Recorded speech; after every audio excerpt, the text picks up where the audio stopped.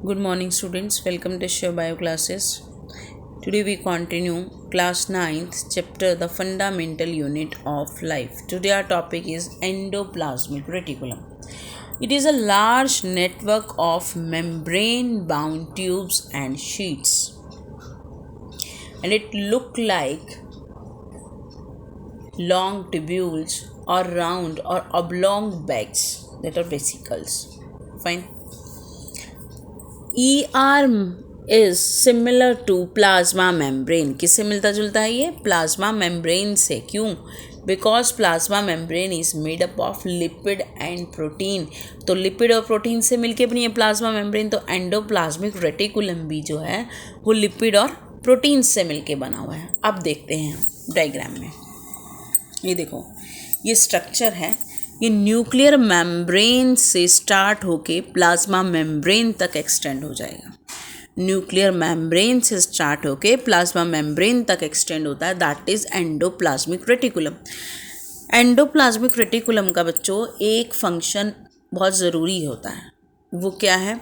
ये चैनल देता है ट्रांसपोर्टेशन के लिए, रास्ता देता है ताकि न्यूक्लियस से साइटोप्लाज्म तक मटेरियल को लेके आया जा सके. वो कौन करता है? ER, endoplasmic reticulum.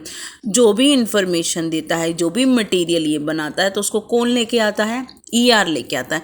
वो साइटोप्लाज्म के जिस भी सेल ऑर्गेनल को चाहिए, जिस भी पार्ट को चाहिए, वो उसको वहाँ ट्रांसपोर्ट कर देता है. कौन? ये एंडोप्लाज्मिक रेटिकुलम. कहाँ से? न्यूक्लियर मेम्ब्रेन से. न्यूक्लियर मेम्ब्रेन को देगा, न्यूक्लियर मेम्ब्रेन से फिर आगे इसमें आएगा, तो ये प्लाज्मा मेम्ब्रेन तक एक्सटेंड हो जाएगा. ER मैंने क्या बताया? It is large network of membrane bound. Membrane के अंदर है क्या? Tubes and sheets. It looks like long tubules. नज़र आ रही है ना ये? और राउंड और ऑब्लॉन्ग बैग्स. ठीक है. एंडोप्लाज्मिक रेटिकुलम की जो कॉम्पोजिशन है वो प्लाज्मा मेम्ब्रेन से मिलती है. क्यों? क्योंकि प्लाज्मा मेम्ब्रेन भी लिपिड और प्रोटीन से बना है, तो एंडोप्लाज्मिक रेटिकुलम भी लिपिड और प्रोटीन से बना है. ये क्वेश्चन आ सकता है. Next, types of ER. ER के टाइप्स क्या हैं? सबसे पहली है RER, सेकेंड है SER. On the basis of presence or absence of ribosome, it is of two types. First is RER and second is SER. RER is rough endoplasmic reticulum and SER is smooth endoplasmic reticulum. Clear? ये देखो, जब microscope के अंदर देखते हैं तो कैसा structure नज़र आता है. एक पार्ट तो ऐसा होगा जहाँ डॉट डॉट प्रेजेंट होगी. That is RER. It means it is having ribosome. क्या है? राइबोसोम है इनके पास. ये डॉट डॉट नज़र आ रहा है, ये रफ स्ट्रक्चर नज़र आ रहा है. और इस पार्ट पे क्या है? राइबोसोम नहीं है. तो that part is known as this part is known as SER. अब राइबोसोम प्रेजेंट है. राइबोसोम किस किस से मिलके बना होता है? राइबोसोम किस किस से मिलके बना होता है? राइबोसोम मिलके बना होता है. क्वेश्चन में 2 बार रिपीट किया मैंने, ये ध्यान से सुनना, ये पूछा जाता है. ये मिलके बना होता है RNA से और प्रोटीन से. किससे मिलके बना हुआ है? RNA से और प्रोटीन से. क्या? राइबोसोम. RNA से मिलके बना हुआ है, प्रोटीन से मिलके बना हुआ है. और प्रोकैरियोट्स में 70 तरह के 70 प्रकार के राइबोसोम होते हैं और यूकैरियोटिक सेल में 80 टाइप्स के प्रेजेंट होते हैं राइबोसोम. क्लियर? अब देखो, ये मैंने वैसे बता दिया है. अब राइबोसोम क्या करेगा? जहाँ एक्टिव सेल्स होंगे, जो डिवाइडिंग सेल्स जिनमें कैपेसिटी है डिवाइड करने की, उन सेल्स के अंदर क्या है? राइबोसोम प्रेजेंट होगा. अब राइबोसोम प्रेजेंट होगा तो वो क्या कराएगा? प्रोटीन सिंथेसिस कराएगा. राइबोसोम का मेन फंक्शन यही होता है, टू सिंथेसाइज प्रोटीन. राइबोसोम का फंक्शन क्या है? टू सिंथेसाइज प्रोटीन को सिंथेसाइज कराएगा, ये बनाएगा. ठीक है. और उन पार्ट्स तक पहुंचाएगा जहां सेल्स को ज़रूरत है या सेल ऑर्गेनल्स को ज़रूरत है. उन पार्ट्स तक राइबोसोम क्या पहुंचाएगा? प्रोटीन बना के वहाँ सेंड कर देगा। क्लियर। अब सेल की फंक्शनिंग में दोनों हेल्पफुल हैं, RER as well as SER। देखो प्रोटीन और लिपिड दोनों मिलके क्या बनाते हैं, सेल मेम्ब्रेन बनाते हैं। क्या बनाते हैं, सेल मेम्ब्रेन। और इस प्रोसेस को हम बोलते हैं मेम्ब्रेन बायोजेनेसिस। अभी बनाया तो था प्रोटीन और लिपिड ने, कहाँ बनाया था, ये देखो प्लाज्मा मेम्ब्रेन में बनाया तो था, और ये ER में भी बनाया था। तो building the cell membrane, that process is known as membrane biogenesis. हुआ क्लियर।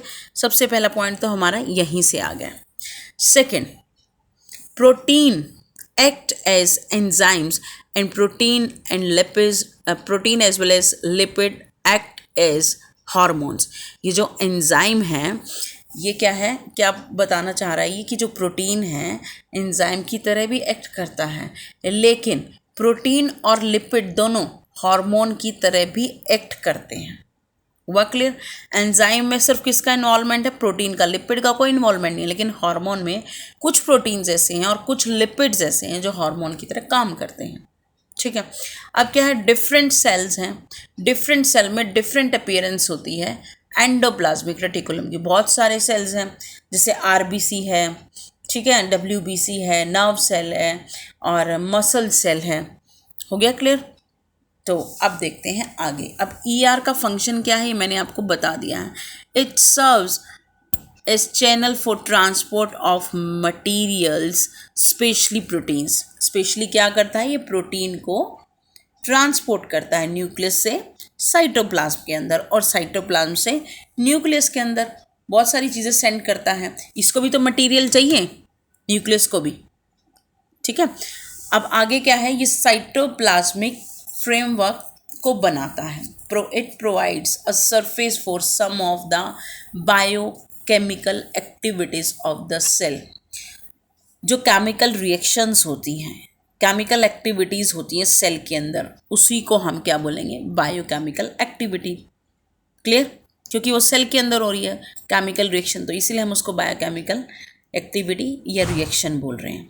SCR का फंक्शन क्या है, वर्टिब्रेट्स के केस में कि जो वर्टिब्रेट्स होते हैं उनके लीवर सेल में क्या करता है, ये SER डिटॉक्सिफाई करता है बहुत सारे पॉइजन्स को और ड्रग्स को।